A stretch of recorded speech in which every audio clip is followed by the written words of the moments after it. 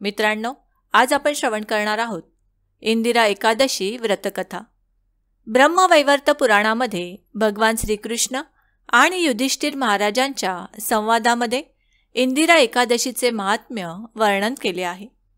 युधिष्ठिर महाराजांनी विचारले, हे मधुसूदन, भाद्रपद महिन्याच्या कृष्ण पक्षामध्ये येणाऱ्या एकादशीचे नाव काय? तिच्या पालनाचा विधी कोणता आहे? या व्रताने काय फलप्राप्ती होते याविषयी आपण मला विस्तृतपणे सांगावे। भगवान श्रीकृष्ण म्हणाले, या एकादशीचे नाव इंदिरा असे आहे। या व्रताच्या पालनामुळे पतित पितरांचा उद्धार होतो आणि व्यक्ती सर्व पापातून मुक्त होते। हे राजन, सत्ययुगामध्ये इंद्रसेन नावाचा एक राजा होता। आपल्या सर्व शत्रूंचा पराभव करून तो महिष्मतीपुरी या राज्यावर राज्य करीत होता। आपल्या पुत्रपौत्रांसमवेत तो आनंदाने राहत होता। भगवान श्री विष्णूंच्या प्रती त्याला नित्य भक्ती होती, त्यामुळे तो नित्य मुक्तिदात्या श्री गोविंदाचे स्मरण करीत असे। एकदा राजा आपल्या सिंहासनावर आनंदाने विराजमान झालेला होता। इतक्यात अवकाशमार्गी देवर्षी नारद तेथे आले। नारदांना पाहताच राजा सिंहासनावरून उठला। त्यांना साष्टांग प्रणाम करून षोडशोपचारांनी त्याची पूजा केली। तेव्हा देवर्षी नारदांनी राजाला विचारले, हे राजन, तुझ्या राज्यामध्ये सर्वजण सुखी आणि समृद्ध आहेत का? तू धर्माने राज्य करीत आहेस का? आणि भगवान श्री विष्णूंच्या चरणी तुझी भक्ती आहे का?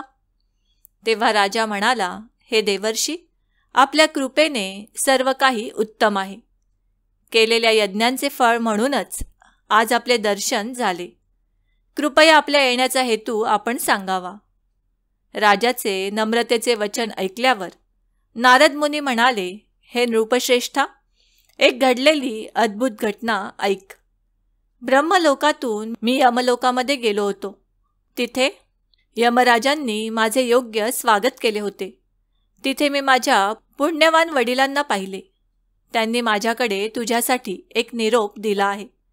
ते म्हणाले, हे देवर्षी, माझा पुत्र इंद्रसेन महिष्मतीपुरीचा राजा आहे।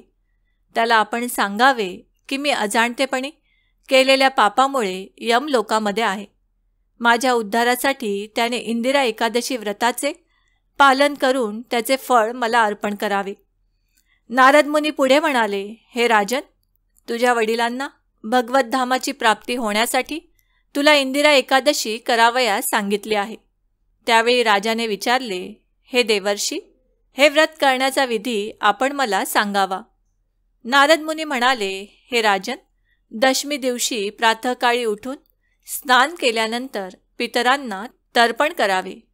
केवळ एकदाच भोजन करावे आणि रात्री चटईवर झोपावे। एकादशी दिवशी प्रातःकाळी उठून स्नान करावे। त्यानंतर दिवसभर प्रजल्प न करण्याचे व्रत धारण करावे आणि पूर्ण उपवास करावा। भगवान अरविंद, मी आपल्याला शरण आलो आहे, अशी प्रार्थना करावी। त्यानंतर दुपारी शालग्राम समोर तर्पण अर्पण करावे। ब्राह्मणांना भोजन आणि दक्षिणा देऊन संतुष्ट करावे। शेवटी राहिलेले अन्न गाईला द्यावे। चंदन, फुले, धूप, दीप, भोग अर्पण करून भगवान श्री ऋषिकेशांची पूजा करावी। भगवंतांच्या नामाचे, गुणांचे, लीलांचे श्रवण, कथन, वाचन, कीर्तन इत्यादी करीत रात्र जागरण करावी। द्वादशीस भगवान श्रीहरींची पूजा करून ब्राह्मणांना भोजन अर्पण करावे। त्यानंतर आपले बंधू, पुत्र, पौत्र इत्यादींसह उपवास सोडावा। भोजन करताना शांतता पाळावी।